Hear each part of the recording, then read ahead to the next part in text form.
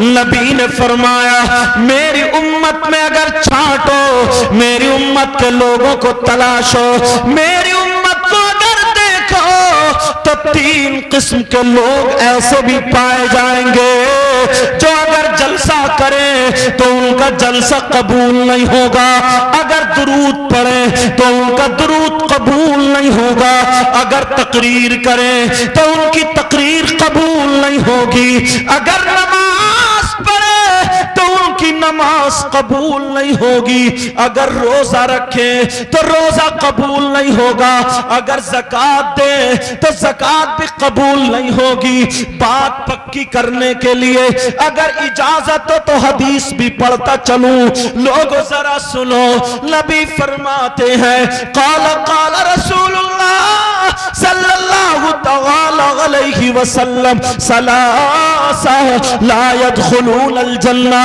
العاق لوالدیہ والدیوث ورجلۃ النساء۔ دوسری حدیث سنو، قال قال رسول اللہ صلی اللہ تعالی علیہ وسلم لا يقبل اللہ عز وجل صرفا ولا غدلا عاق ومنان ومکذب بقدر۔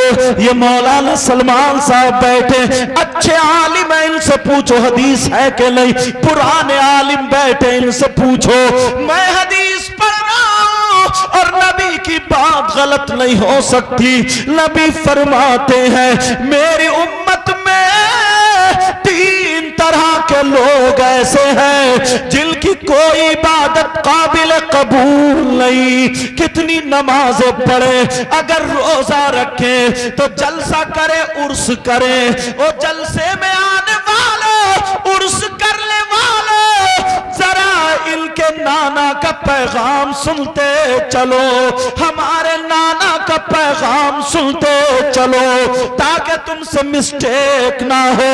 نبی فرماتے ہیں 3 قسم کے لوگ ایسے جن کی کوئی عبادت قابل قبول نہیں۔ نمبر 1 نبی فرماتے ہیں وہ ہے جس کی نماز نہیں، روزے نہیں، زکوٰۃ نہیں، جلسہ نہیں، عرس نہیں، نعت نہیں، تقریر نہیں، کوئی بھی چیز قابل قبول نہیں۔ وہ ہے جو اپنے ماں باپ کا نافرمان ہے، ماں باپ کو ستاتا ہے، ماں باپ کو تکلیف دیتا ہے، ماں باپ کو ناراض کر دیتا ہے۔ اگر جس کے ماں باپ جس سے ناراض ہے اس کا نبی بھی ناراض، اس کا خدا بھی ناراض، اس کی کوئی عبادت قابل قبول نہیں۔ واہ واہ واہ۔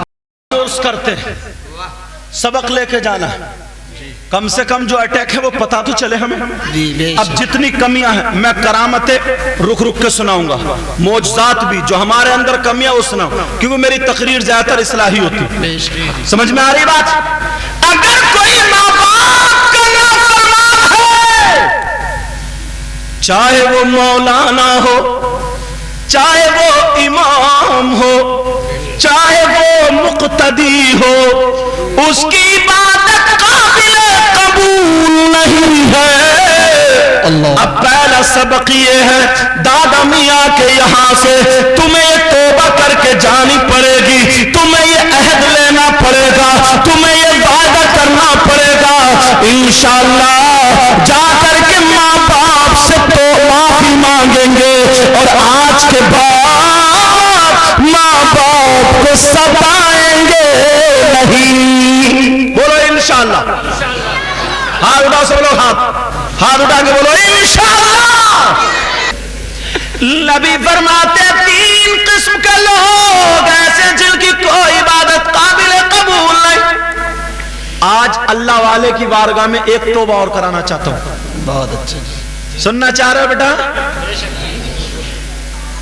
اس طرف سے لے کر کے وہ ہمارے تاج محمد صاحب بیٹھے ہیں بانس ننگلی کے، یہ لڑکے مجھے وہاں سے سننے آئے، امیر احمد ہے، یہاں سے لے کر کے یہاں تک سارے کے سارے، تم نے کسی شخص نے ایسا کوئی بندہ دیکھا چمروے میں تو گھومتے ہو، ایسا کوئی دیکھا جس کے بھائی کا انتقال ہو چکا، اس کے بھائی کو غسل دے دیا، کفن پہنا دیا، اور کفن پہنانے کے بعد سارے لوگوں کی آنکھوں میں آنسو، افسوس کر رہے ہیں، دعائیں کر رہے ہیں، مگر اب اس کا سگا بھائی آئے اور اپنے بھائی کا گوشت نوچ نوچ کے کھائے۔ اللہ، کسی نے دیکھا ایسا؟ بولو ہاں یا نہ بولو؟ نہیں۔ اگر کوئی ایسا مل جائے تو اس سے دوستی کرو گے؟ پلیٹ میں کھلاؤ گے؟ گلے میں ہاتھ ڈالو گے؟ بولو، آج تک تم نے نہیں دیکھا، مگر میں بتاتا ہوں تم لوگوں میں بھی کم سے کم 50 ایسے ہیں۔ کتنے ہوں گے؟ کم سے کم 50۔ آپ کہہ رہے ہوگے یار انہوں نے سید نعیم میاں نے کن کو بلا لیا، مگر جو بات حق ہے نا وہ کہہ کے جاؤں گا۔ ہاں، اور مجھے جو دعوت کی ہے وہ لڑکا فرمان، کیا نام ہے؟ حافظ فرمان صاحب، کہاں ہے وہ؟ سو رہے ہیں کیا؟ اچھا، اللہ تعالیٰ برکت فرمائے۔ اور یہ کیوں بلاتے؟ انہوں نے بلایا مجھے تو۔ کیا بات، کوئی نہ کوئی سبب بنتا نا۔ اب سنو، کتنا برا انسان ہوگا جو اپنے مرے ہوئے بھائی کا گوشت کھاتا، اس سے بھی نیچ کوئی ہو سکتا والا نہیں ہو سکتا نا؟ کتنا خراب ہو گیا۔ کوئی بہن ایسی ہو تو وہ بھی بہت خراب۔ اگر کوئی ایسا ہو 50 نکالوں گا بھی، کم سے کم 50، مگر نام ایک کا نہیں لوں گا، نام ایک کا نہیں لوں گا۔ اور جو ایسے نہیں ہے وہ بھی توبہ کریں گے تاکہ کسی کی پول نہ کھلے۔ سارے لوگ توبہ کرو گے؟ بولو۔ اب ذرا حوالہ دوں گا کس سے؟